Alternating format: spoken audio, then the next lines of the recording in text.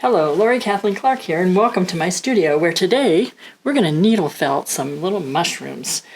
And so I'm going to go through some of the basic ideas behind needle felting. If you've never felt it before, this is a great way to start. This is a beginner project. Needle felting is essentially a system of taking pieces of little bits of wool and a needle, and the needle is barbed, and pushing it in, poking it repeatedly, and that agitates the wool and they kind of marry, the fibers marry together. So that's what we're going to be doing. There's 2D needle felting and there's 3D needle felting. We're doing some 3D needle felting at this time. So let's start with how I always like to start. Anytime we're creating anything or painting anything, just a little bit of research is useful, because then you really know the shape of the mushroom, or you know the colors, or you know what's possible. So the one we're doing is the Amanita muscaria, or fly agaric, or fly amanita. And it's this one that everybody knows. They are, I think, poisonous, as a matter of fact. And we're going to kind of do them in our own way. They don't need to be necessarily exactly like they are in real life, but it's always helpful to at least see the mechanics behind them and know a little bit about the cap, or the stalk, or even the gills. Some of them have gills. So, with all that said, you can find a few little field guides for To begin with, let's talk about the supplies in your kit. You have got a foam block that's got a little bit of depth to it, a little bit of cushy to it. You'll find over time that it starts to collect a lot of bits and pieces of wool, and all you need to do is just take a piece of masking tape or a lint roller, usually to take that off. So you've got your foam block. You have 2 needles. These happen to be size 36. You can't tell a thing about the size by looking. You just have to know when you get them. They come in a lot of different sizes. They are barbed. Sometimes the patterning on the barbs some is star-shaped, some is diamond-shaped, and those indicate different uses. But this is the workhorse, 36, 38. This is a pretty common felting needle. So you have to be really careful with them, and we'll talk more about this as we're working, but always go, if you're going straight in, come straight out. Don't go in and then bend and come out, because you will break them. They are man-made. Sometimes you get one that breaks immediately. It's just the way they are, and that's why you have 2. 2 things to note. When you're needle felting, you shouldn't be watching TV, because invariably you'll find your finger, and that always hurts. Think of fly fishing hook. It is barbed. It hurts more coming out. So be careful. And also, just know that you have to always, like I said, go in straight, don't bend it, and go gently. You also have a variety of pieces of wool roving. This is core wool. How do you know this is core wool? Well, because it's got a shorter staple or fiber length. So when I talk later about do a pull or make a pull, core wool, when you pulls apart pretty close to your hands. If you try to pull it apart with your hands together, you're going to pull forever. It's not going to come apart. But you can pull them out a little bit further and it will pull apart. The longer staple fibers that have either a little silk in them or are created differently, the staple's longer, so I have to get my fingers probably about here before I can pull it apart. But you can see how long the staple is in that compared to the other. So that's how you know the difference between your core wool and what we call top. And then you have some red, also core wool, and a couple colors of green. And this is enough to make a lot of mushrooms. So you'll have that and some Band-Aids just in case. And I think with that we can get started. Included in your supply kit is also a PDF with instructions. They're very thorough, but just to quickly point out where some of the things are, on page 8, there's a guide that's a little graph and a measuring for centimeters and inches, so that even if you aren't making the mushrooms along with me and you're doing another project, you have a measuring guide here, and it is accurate if you print your PDF out at 100%. If you didn't get one and you are emailed one, you can print it out at 100%. It'll be accurate. It also shows a couple different kinds of needles. It talks about roving versus batting. We looked at that a moment ago, but here again. This is roving and batting. This is top. This is actually silk. The staple on this is incredibly long. It's beautiful, but it's difficult to work with. So I mean, it takes a little more to needle felt it. So we'll put that aside. We talked about a pull. The difference is in trying to pull it apart when your fingers are really close together, and the more successful way to pull your hands apart, and it'll just give. You'll just know that you've pulled it. When I talk about density, for the most part, we're either discussing a density that's sort of like squeezing a sponge at the sink, or a very hard tennis ball. Those are one extreme to the other. That's about what you'll be working for. Whenever you're needle felting and you're poking away at it and you want to know, when should I stop? Typically it's at about the sink sponge. You don't really need it to be that hard. But sometimes when you want some stability, when you're building legs or something on a piece you're working on, then you want more density. Needling, every time I say needling, I'll either say needle felting or needling. I'm just telling you to push the needle in and out. Anytime I say to just pull out a wisp, I mean take literally a few hairs, because you can take those then and twist them, and you can create little fine lines. We'll probably use a balloon at some point. A balloon is when you take some of the fibers. This is not the best example because this core wool is very airy, but take it and create a little balloon and twist it at the other end. That's a balloon. We'll be creating a sausage, and I'll show you how, but it's referring to simply rolling something up and then needle felting it. We'll also be making some leaves, and in that case we actually can do two things. We can either shape it like a leaf, or we can shape a square, needle felt it, and then cut it out in that shape.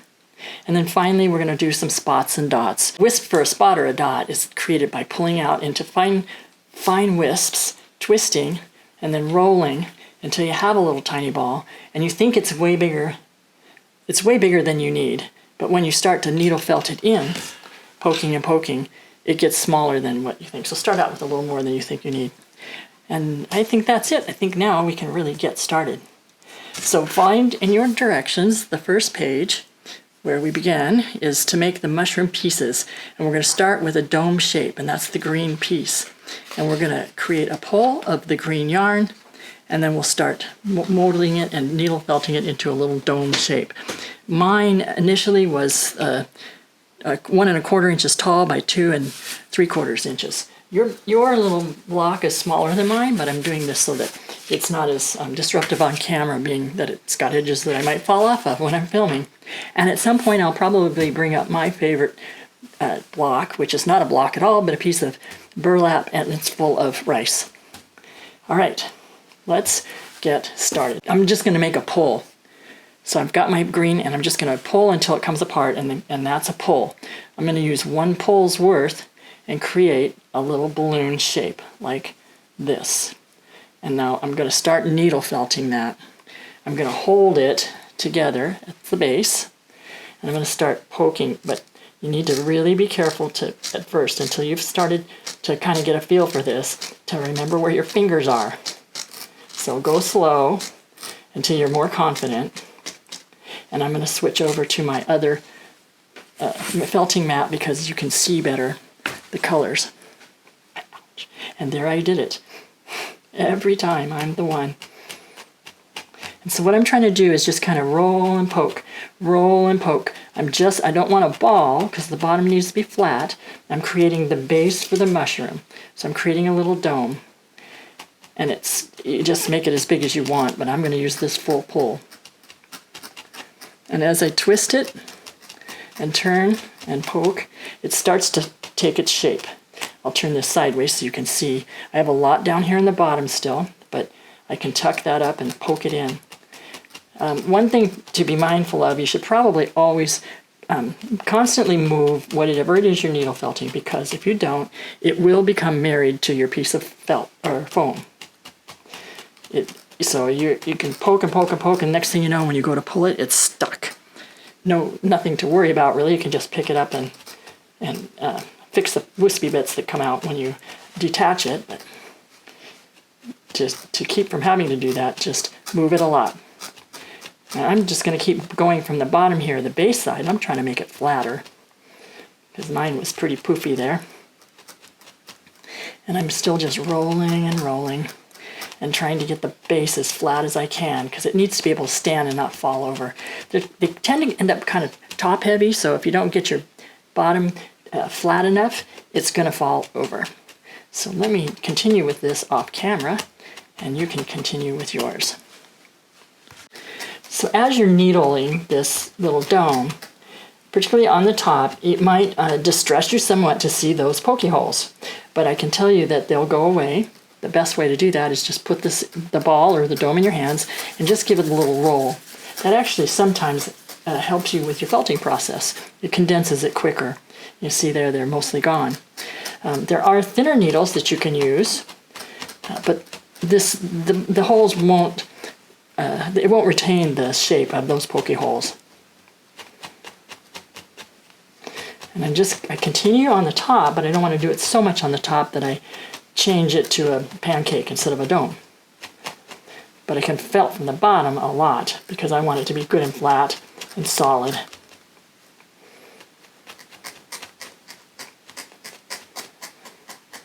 And then the question that comes up always is, okay, when do I stop? Well, again, stop when it's about like a sponge at this sink. And mine kind of is there. If it's the right density and you don't like the shape still, though, just keep going until you've poked it into submission.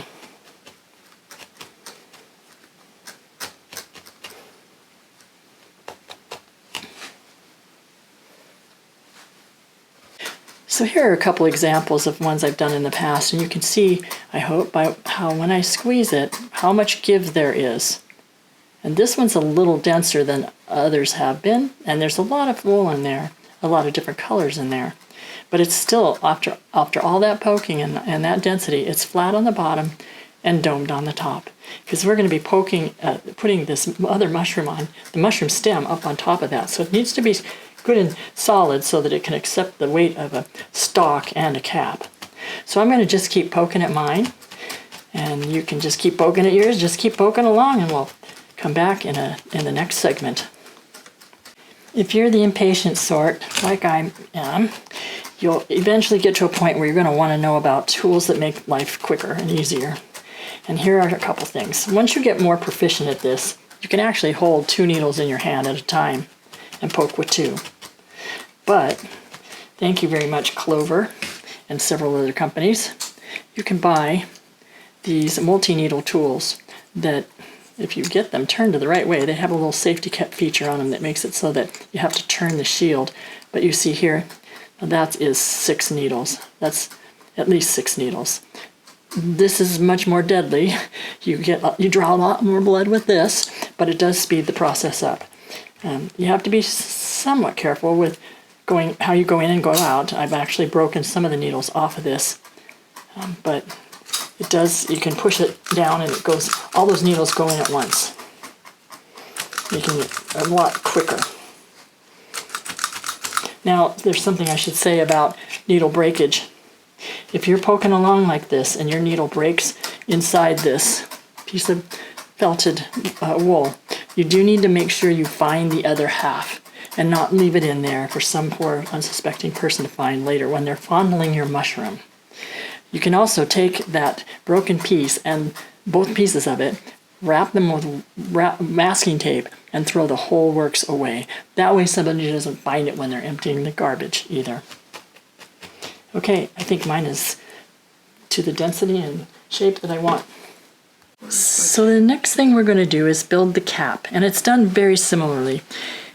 It's always good to have a handy reference nearby, and I've included on this next page some pictures of the mushroom that we're working on so that you can see what you're fashioning it after, the shape it should be.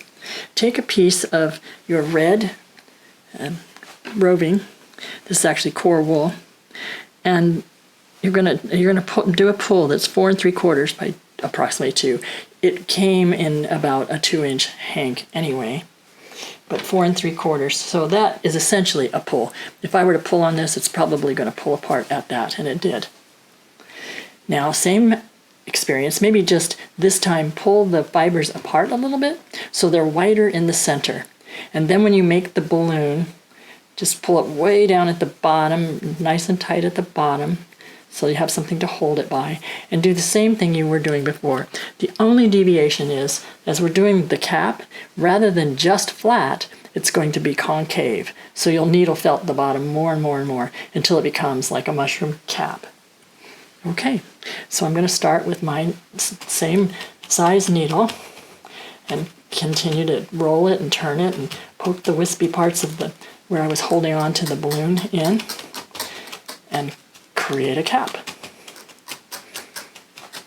And as you see in your reference pictures, there's many different shapes. Sometimes they're very domed, sometimes they're kind of pointy domed, sometimes they're almost flat, and sometimes they change from one day to the next. So it's your piece of art, it's your 3D sculpture.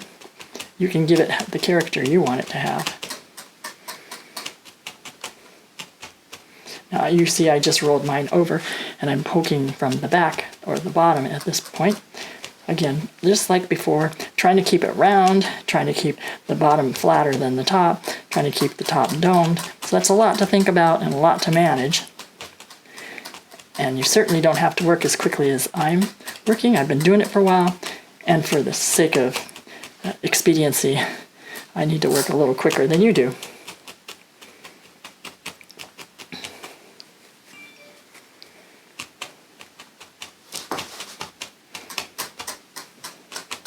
So I see I have a little protuberance here, and that'll happen to you as well. I can take a hold of that, but remembering that the tip of the needle could break if I used a lot of force. But I can turn it and bring it around and poke it down in. So I've effectively reshaped it and by just pulling the protuberance over and poking it down in. Sometimes you have to give it a few more good pokes before it really gives in, but so that's now inside and not sticking out like it was.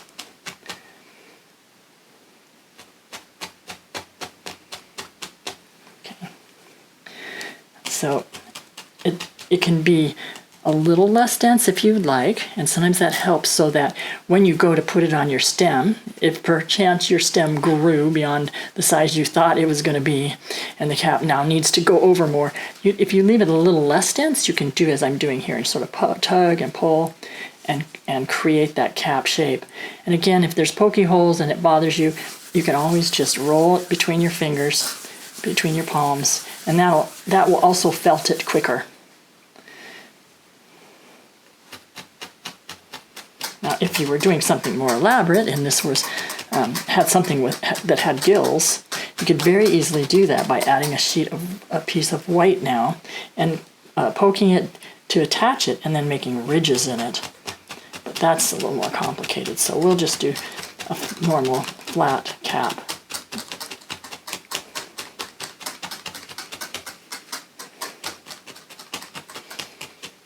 Sometimes mushrooms have little ruffly edges, and you could certainly do that. But how you would do it if you wanted to do that is to take your needle and kind of make an indentation and poke, and then move it over a little bit and make an indentation and poke, and it makes a ruffly edge. But I don't want that on mine.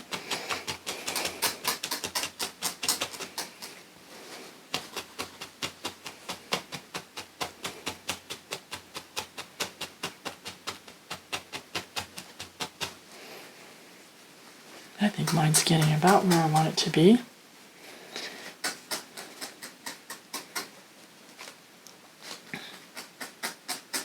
If you were to desire a more pointy top, one way to do that, once you've gotten it to the point that it's dense enough that you can still make a concave indentation in the bottom, you could stick one finger up in the middle of it and then take your other fingers and kind of fashion it around so that it comes almost as if you were doing the balloon shape we did at first. And then you could start needle felting near the top of that.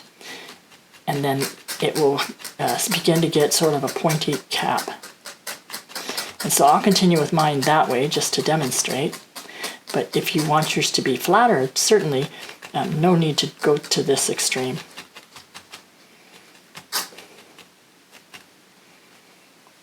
So even just that little bit started to give it more of a pointy cap.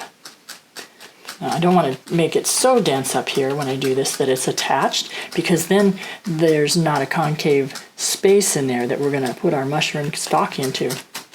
So I need to keep that empty space while trying to create more of a point to the top of the dome. Something like that. And again, you can more quickly felt something. If you want to keep that, retain that point, you can put it in between your hands and sort of roll it. And that will also help you get that point. And so now mine's a little off center, but that's okay. Sometimes they are. So I can add to that dome shape. Uh-oh.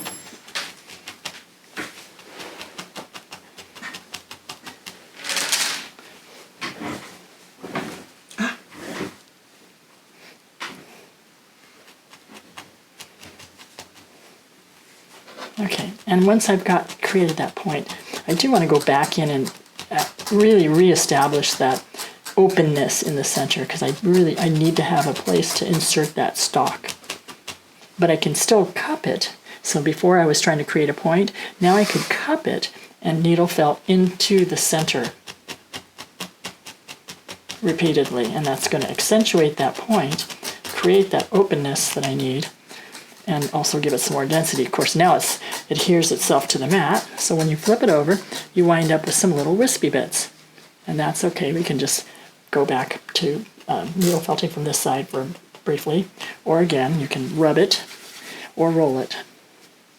If you get to a more complex shape and you can no longer find a way to roll it effectively, you can always just rub it. And that also will take away poke holes and wispy bits that you didn't want or hadn't planned on. So I think mine is probably felted enough now. You can see that it's got a density of eighth of an inch, quarter of an inch. It's not evenly dense. Some places are softer, that's okay too. But if you'd like it to be the same density all the way, you can spend more time creating a flatter surface. All right, so I will continue to shape mine how I would like mine, and you can play with yours till you get it to the shape and look that you want, and we'll come back here in the next segment.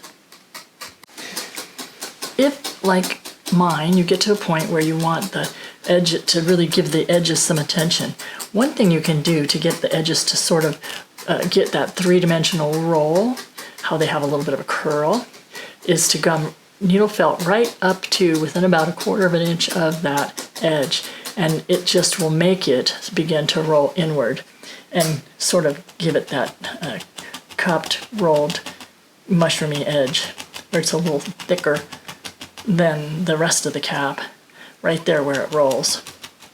So it'll be difficult to see here until I bring it back up to the camera, but you can see what I'm doing. I'm going repeatedly in a groove. I'm starting to create almost a groove a little ways from the edge. And then when I flip it over, of course, all those fibers will be sticking out again, and so I'll have to go back in and sort of give that some love. But this will also kind of make it thinner in that area. But you can see it starts to give sort of a rolled, cupped edge. And then if you're worried about how pointy or unpointy it is at the top, just know that when you go to put it on the stalk, it's naturally going to want to cup around that stalk. And you can increase that look of cupping around by needle felting it into the stalk. Okay, in this segment we're going to work on making the stalk. And the stalk is made with core wool. That's the one that has shorter staples and feels a little bit like cotton batting or a cotton ball even. You want a piece that's approximately 4 inches by 2 inches, and it just naturally is about 2 inches wide. You can fluff it out a little bit, but if you make a pull like we talked about before, it should just naturally break at about 4 inches. And so let's just have a look and measure that. And it's just a little over it. And the next thing we're going to do is we're going to kind of pull it apart a little bit and turn it into a sausage shape. So if you look back on page 7 in the terminology, you'll see what I mean by sausage. But it's self-explanatory. We're going to roll this up into a sausage shape. And so you'll take your core wool, spread it out a little bit, And then you'll begin to roll it in a tight little roll. And tucking the end under as you roll. And when we get to the end, we're going to start needle felting it. Now, if you're like me, I have a lot of fiber on my needle pad, and that's the white core wool is trying to pick it up, so you may have to clean up your pad a little bit. And now, once you've rolled it, you take your needle and start needling until you get the end to adhere. You may have already done so. Sometimes just by rolling it, it adheres. But just kind of poke at it so that it doesn't come unrolled. As you continue to poke your stem and needle it, keep the wispy ends on one end, because we're going to use those at one point. We'll be branching those out or separating them out or splaying them out enough, teasing them out so that we can attach it to the base. So those will stay wispy. The other end can be needled a little bit flatter because it's going to attach to the stalk. And once you get it so that it's dense enough to support the weight, you'll be able to add the stalk to the base and the cap to the top of it.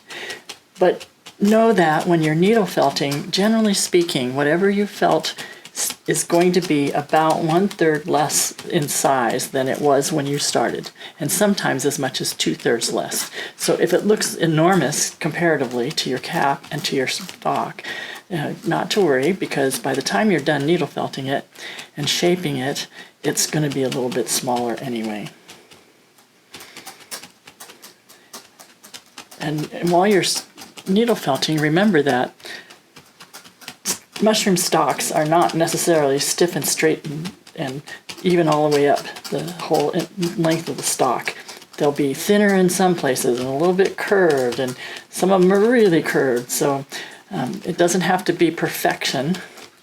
You're not going to get a stalk that's the same exact size all the way up, and that's fine. And in fact, at the base of this, we'll be adding some more wispy bits of core wool to fatten up the base a bit. All right, so I'm continuing to needle. I'm trying to make sure that the upper portion of my stalk is dense enough and has enough width to it to hold the cap on. It needs to be substantial enough to actually hold that cap. In other words, not so pointed. I need it to be a little flatter and a little bit more dense in order to really support the cap.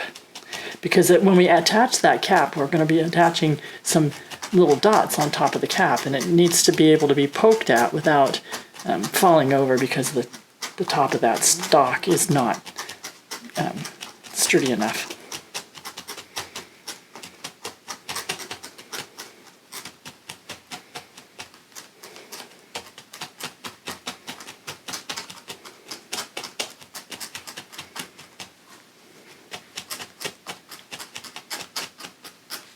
And so that's approximately the size and density that I want for the top.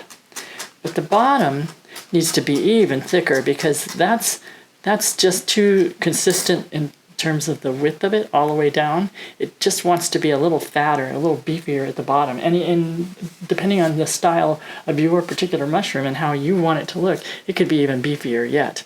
But what I've done is pull off a few more wisps of the core wool, and I'm going to just kind of gently add those to the bottom and needle them and see if that's enough. And if it isn't, we can just keep adding more and more.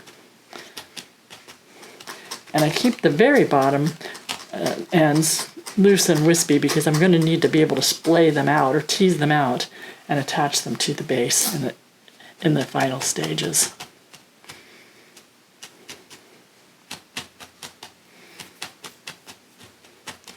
And I can see that I will want to add a little more yet.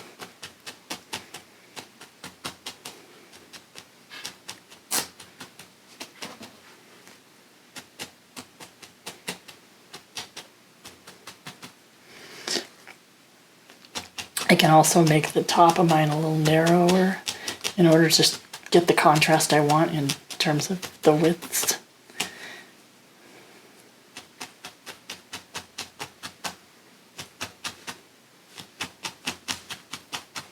And so one way to vary your width is to needle far more towards the top, far more often, far closer together, and then space the amount and the distance between needling out as you get further and further down towards the base. That way it just becomes smaller at the top and a little bit wider at the bottom. I'm going to add a little bit more to mine, so I'm pulling another little piece of wispy bits of roving, of core wool, and attaching them again to the base in that same way. And so now my base has gotten at least a little bit wider. You could go a whole lot wider, but I don't think that I want to on mine in this instance. Just be sure to continue to turn as you felt so that you don't stick it to your mat, and also watch for the bits that are stuck to the mat, that they're not attaching to your stock, so that you don't have a red and white polka dot stock. And as with all parts of the needle felting process, you can also roll this between your palms of your hand to sort of expedite the needling and get rid of some of the pokey holes from needling.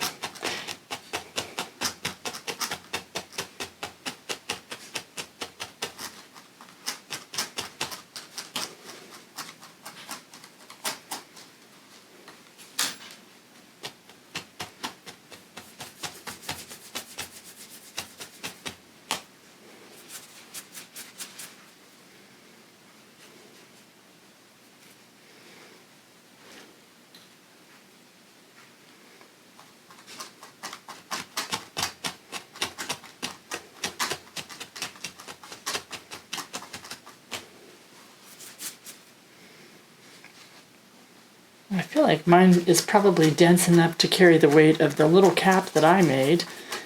I may find that this stock is far too big for this, but it's got the density. If I wanted to curve it, I would just give it a gentle bend and hold it in that way and needle it some more. And you can train it more or less by poking and needling while it's in the curved position you want, but you'll still have to turn it. So there are times when you'll have to find a way to keep that same curve even though it's been turned.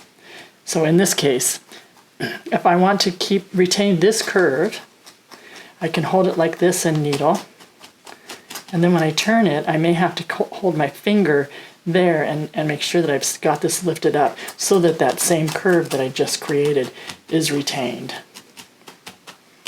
And then I can turn it again and make sure that that same curve is still there and needle it again. And little by little, you train those fibers to go the way that you want them to go. Now, if it's giving you pokey holes that you don't like, you can still gently roll it between your fingers in your palm, but you'll have to have that curve gently going over your finger as you do it so that you don't lose that curve and undo all the training you just did. So that's enough of a curve for mine. Once you feel like your stock is dense enough to support the weight and in the shape that you want, and if you want it curved, you'll want to tease out the base so that you have something to needle into when you attach it. But prior to that, you need to check your stock and how it might fit onto the base to be certain that it's not too large or too small. So if it gets to be a little bit too big, it's fairly easy to go in and needle your stock at just above the area that you just teased out.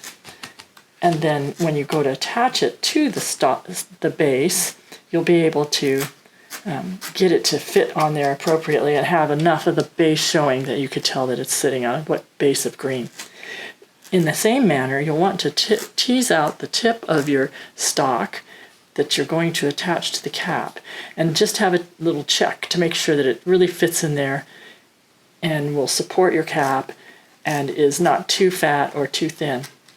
So the next step will be to attach that cap to your stock. So you see I'm sort of pulling it apart a little bit at the top, and now I'm going to insert it into the concave portion of that cap And working upside down, I'm just going to go and poke at that where we've inserted it in a circular motion all the way around until I feel like it's at least begun to attach to the cap. But I want to turn it over periodically, because sometimes what will happen is those little white fibers, depending on the thickness of your cap, will poke out.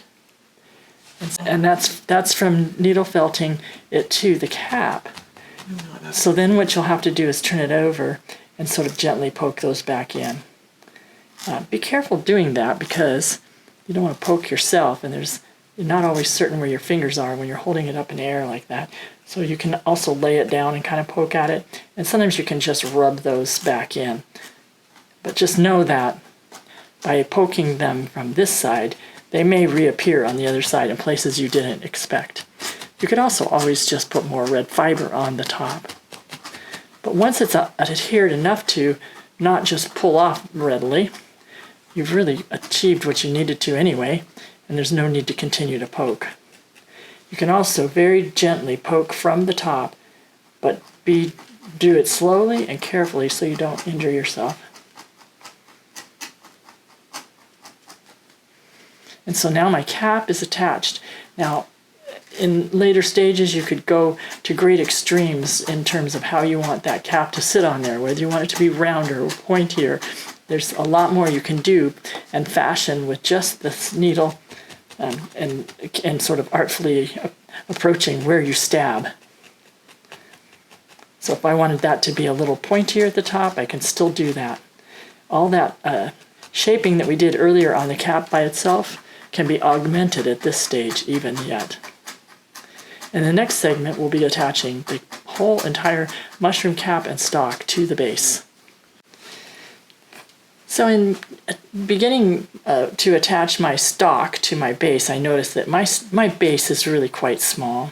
And so all I need to do to fix that is just pull out some wisps of that green coir wool and sort of wrap it around the base. I'm not going to attach it to the bottom in any way. I don't need to make that bottom any bigger. And then just needle it on and see if I can make it just a little bit bigger. I can always add to that if this is still not enough, but I think this will probably do it. I just kind of rub the wool as I rotate it around that base so that it sort of softly blends into what was already there, and then just keep needling as I had done before until I can tell that it's firmly attached and as dense as what I started with.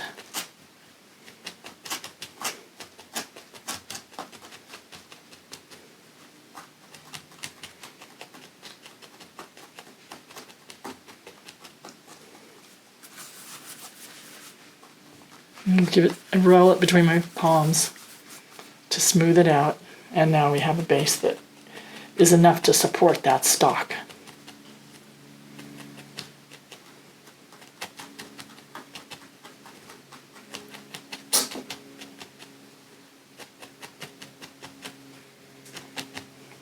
And all the while I've kept the bottom just as flat as it was before, so it will stand up and support my mushroom.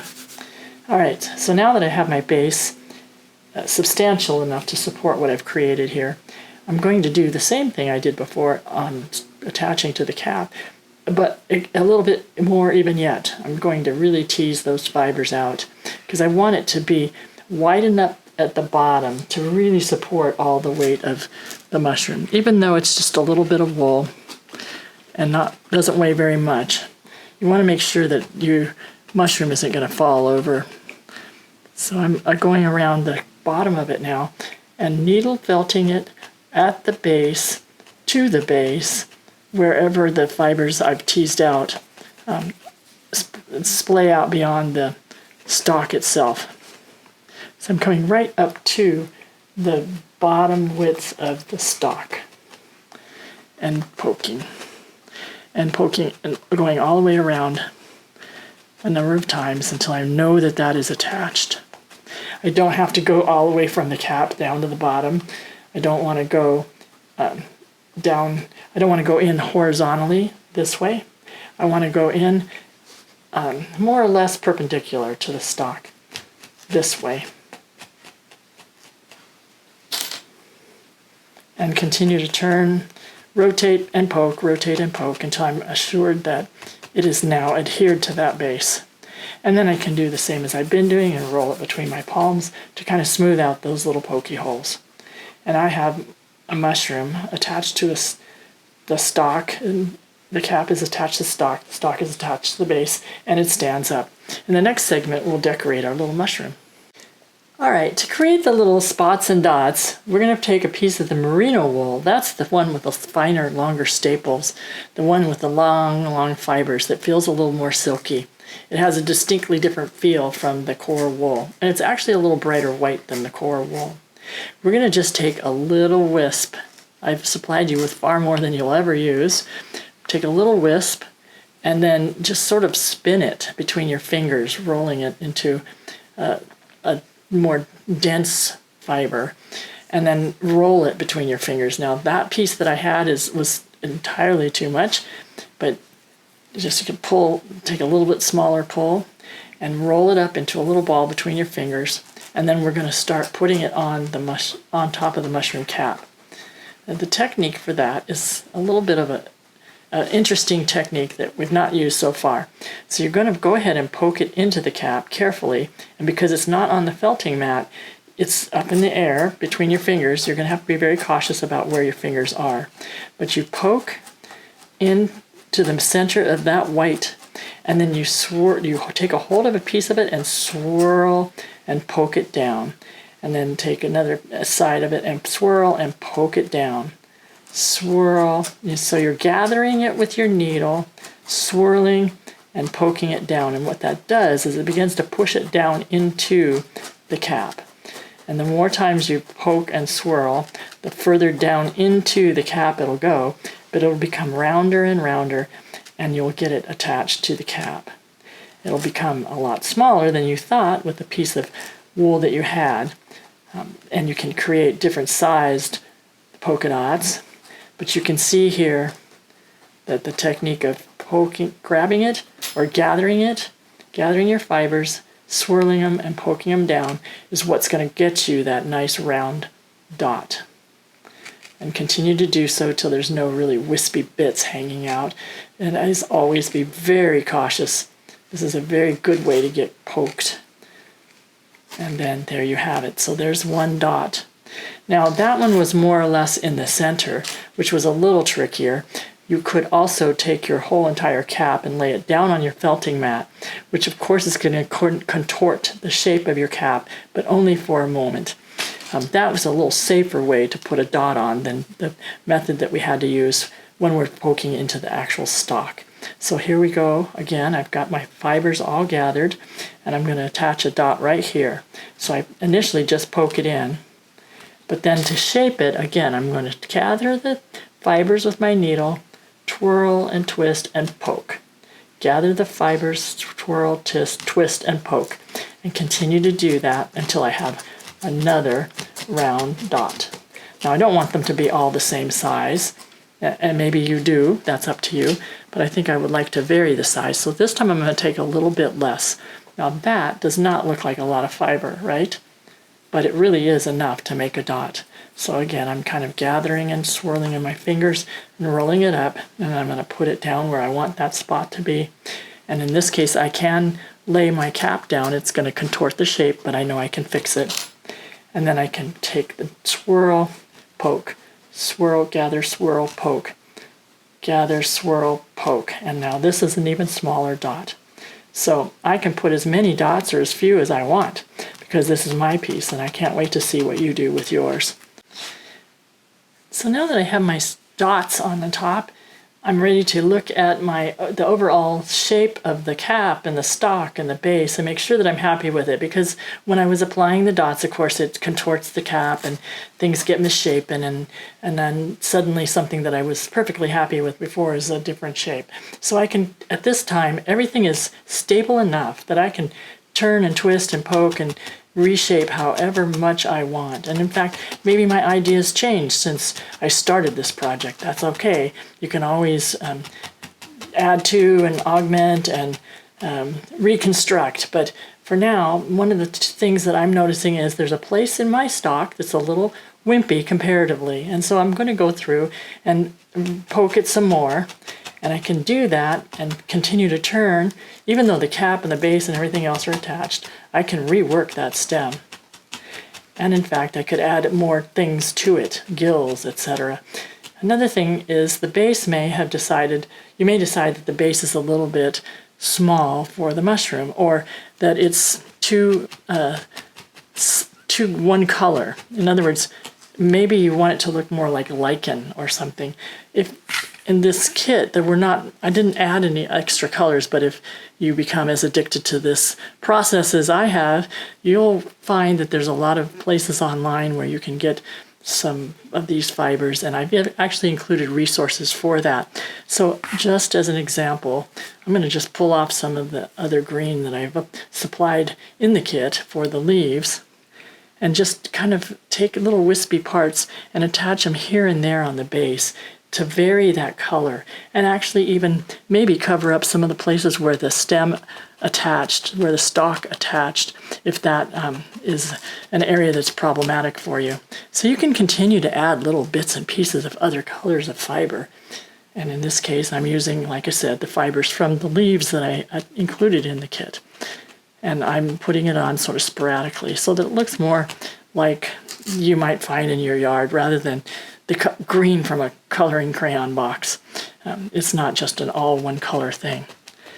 Now, alternatively, if you don't want to go that route and you still want it to look more natural, something that you can do when you're done with your little mushroom is stick it in a small clay pot and then go outside and get some lichen and kind of and surround your mushroom with some lichen or moss. So we're going to go on to the next step in this next segment, and that will be how to create leaves of grass, anything that might be growing up next to your mushroom on its base. Now we're going to make some leaves and stalks of grass. I supplied in your kit in the little separate bag with the pieces of detail wool, some merino wool. And your color may not be exactly the same as what I have here, but this is that longer staple, like the white, the silkier, longer staple fiber. And we're going to make a pull, not very big, just a little wispy pull. This is probably plenty for this first leaf. And then I'm going to take now that I've pulled it, I'm going to take a hold of the two ends and bring them together to shape sort of a leaf shape and twist at the bottom. And then I'll go ahead and lay that flat on my needle felting base and needle felt it.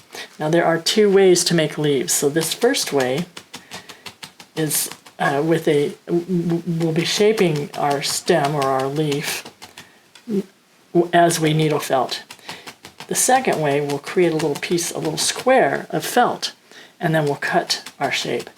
In either case, we can trim and cut to get a more precise leaf shape if for some reason you're not able to get the shape that you want with such a little wispy bit of fiber.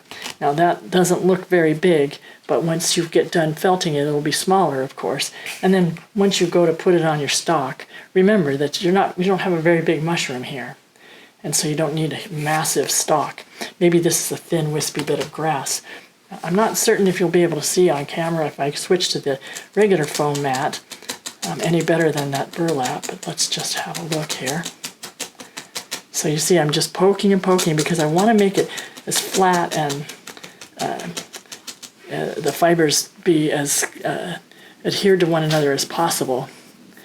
I want it to be dense again. Now I can pull like I am here on the ends to make a nice wispy end to it, but the fibers at the base, where I'm going to attach them to the mushroom base, are wispy again. We always leave those ends that need to be attached to something wispy, and that's so that you can spread them out and attach them more readily. So here's one. I'm not going to trim this one. I'm going to leave it all wispy and a little bit crazy looking, but that's one technique. I'm going to show you a couple others so that you have a lot of tools in your toolbox when you go to create your own. So here I am attaching it to the base. I've got those wispy ends that I just created, and I'm poking them down into the base. One thing you might notice when you switch from using coral wool to the longer staple merino wool, the finer pieces. It adheres differently. So you have, when you poke it down to felt it, it's going to act and feel a little bit differently. It may take a few more pokes. If it were even silkier yet, and I have some of those fibers that are quite silky right here, these fibers are even harder yet to use in that manner. They're beautiful and they're shiny, but if you come across silken fibers in your travels, as you do more and more felting, you'll want to know that sometimes what you have to do is take a piece of core wool and add it to the top of this silky fiber and needle felt that in. It helps it somehow marry it to the base of whatever you're doing a little easier. So there's my first piece of grass. Now I might want to make that one just grow right on up the stem and almost go right into the stalk itself. And the longer if you take a hold of the fibers and pull, you can stretch it out and make it an even thinner blade of grass. So that's one way. Now I'm going to demonstrate a couple other ways, and you can choose which way and whether you want leaves or stalks of grass. The second method that you can use to make leaves is to create a little square piece of felt. So what I've done is taken some fiber and sort of teased it out so that it's more or less evenly dense. I lay that down flat on my felting surface and just begin to poke and needle and poke and needle. And remembering that I'm going to have to keep turning that over because it doesn't take long before it's stuck to the felting surface. Turn it, flip it, and poke, needle felt until you get it good and flat again. And always remember that whatever you start with is going to reduce down by 1 to 2/3 the size you started with. And so that's already kind of happening. Now, each time I flip it, it kind of pulls those fibers that were stuck out again, and I sometimes will create holes. But all I have to do is just spread it out, felt it again, and then pick it up and flip it. And I continue to do that till I come up with something a little closer to what you might buy in a craft store, the felt that you find that's in sheets. It's not going to be quite as evenly dense or evenly colored even, but that's okay because we're looking at creating something that has a more natural effect anyway. So once this is flat enough, dense enough, and even enough, then we can cut the shape from this little piece and create our leaves.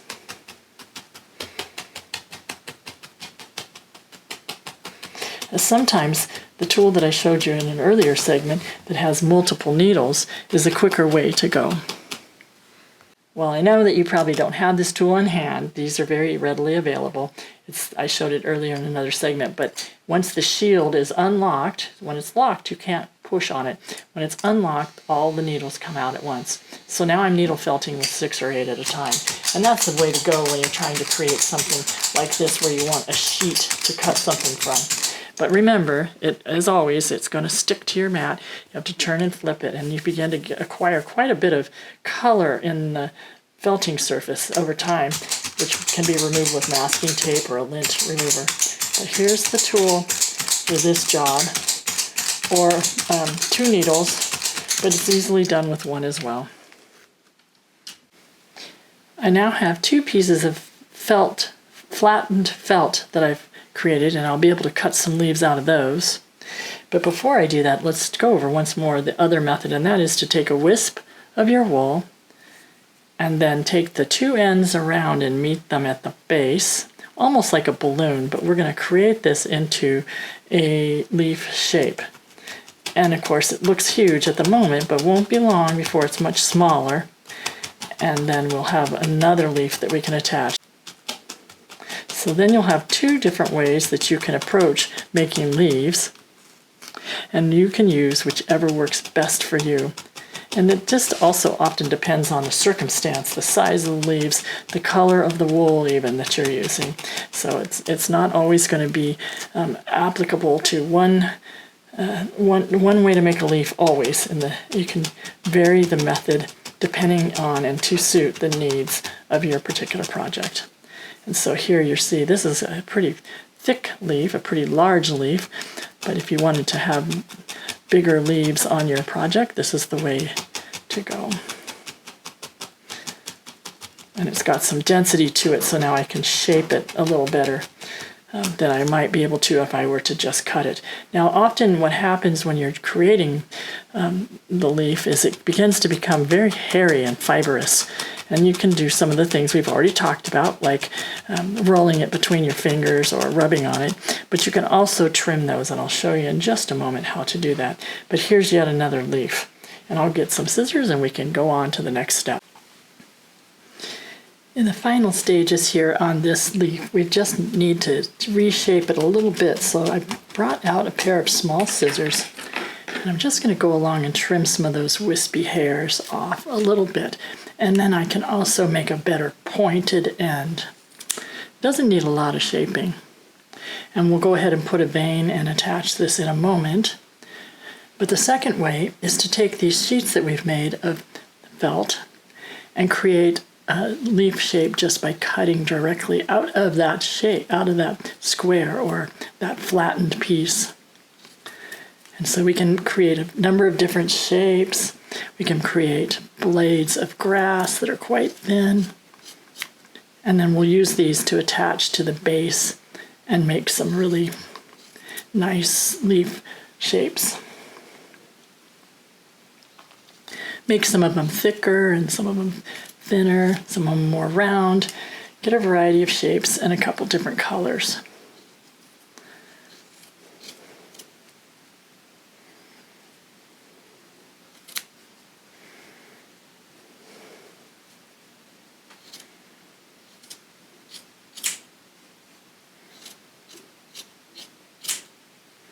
Here I'm making sort of blades of grass.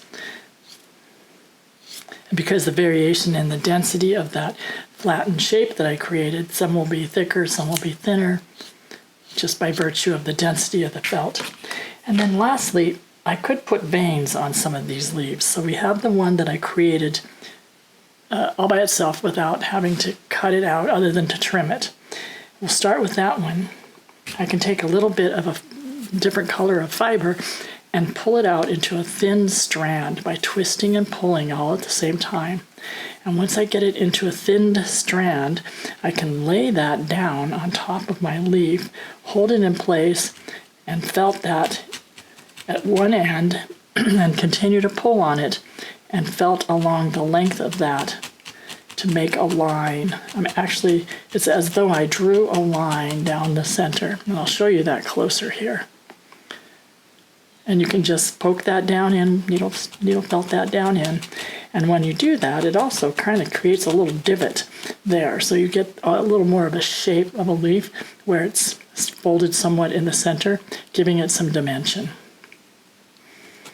And all the while, I've kept the other end wispy, because that's how you'll attach it. Now I want to cut the vein portion off. And then I have these wispy bits down here. And that's what I'm going to use to attach it to my mushroom base, like so. I can do the same on some of these others to create the stem or the vein in a different color by pulling and twisting all at the same time, and then run that down the length of the leaf that I've cut. So let's do that with this one right here. So I'm going to pull it and twist it and attach it to one end while holding it at the other. And then poke, and I'll do that while I am twisting and pulling so that it continues to be a long straight line right down the center, almost as if I drew it. And in this case, the colors weren't quite as different from one to the next, so it's a little less obvious, but you can still see it. So I'll trim that off right here, and then I can use those wispy bits to be the way I attach this leaf to the base when I'm ready to attach it. Don't need quite so much. I can just pull that off right here. All right, so I'm ready to start attaching. I have my blades of grass that are going to grow up the side of the mushroom in this fashion. I can poke those down in. And those I may attach all the way up the stalk just so that they don't, because they're such fine wispy bits, they don't fall off. So there's a couple blades of grass. I'll put another one over here. actually make that into a couple. And see, I can just attach them maybe just at the top and at the bottom or all the way down. And that way we have some different blades of grass, but I also want those two leaves that I've made. So perhaps one right here that kind of sticks out a little bit. You see, I'm leaving it free on one side, and I'm attaching those fibers, but I'm just kind of marrying them into the base to give that base, again, some more variation in greens. And that little leaf can bend or twist or turn however I want.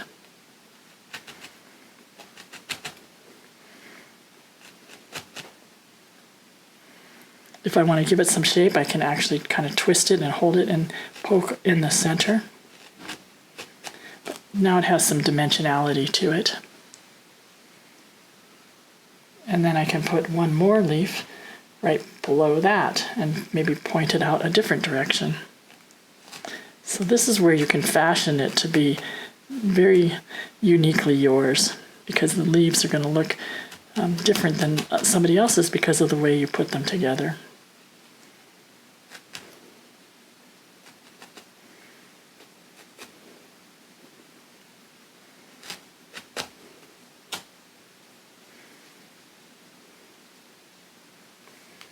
And then maybe add a last leaf right over here. And so then you have a little floral arrangement basically going on in the base of your mushroom. And it makes it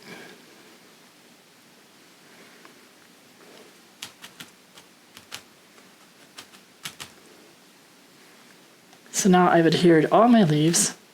I can continue to felt them into place. I can continue to shape them so that they curl or twist or look more natural. And I still have blades of grass if I want to attach. I can go ahead and put them at different places around the base so that it's just as interesting from every side.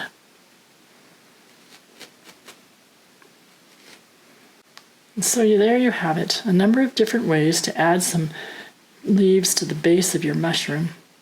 And there's a lot of other things you can do with these, but this is a great way to get started. If you're as excited about needle felting as I am, you'll find that there's so many new things you can do.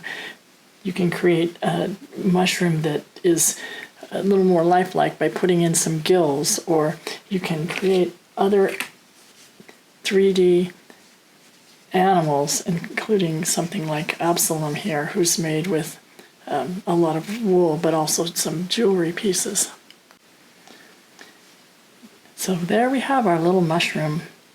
I hope you've enjoyed this class, and I hope that you'll be as excited about needle felting as I am and continue your studies and continue creating. Thanks for joining me.